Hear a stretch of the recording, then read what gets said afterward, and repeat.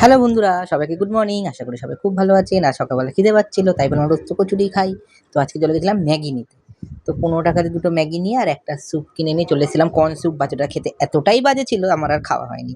তো সন্ধ্যা হতে বেরিয়ে পড়েছিলাম মেলায় যাওয়ার জন্যে। তো মেলায় যাওয়ার সময় দেখলাম রাত বেশ সুন্দর খিচুড়ি দিচ্ছে ভোগের, তো আমি লাইন দিয়ে খেয়ে নিলাম। তো এখানে কার ভোগ দিচ্ছিল আপনারাই দেখে নিন। এখানে একটি মা তারার পুজো হয়। তো আমি এখান থেকে মা তারারই ভোগ পেয়ে গিয়েছিলাম। তো এখানে মা তারাকেও দর্শন করে নিলাম, আপনারাও দর্শন করে নিন।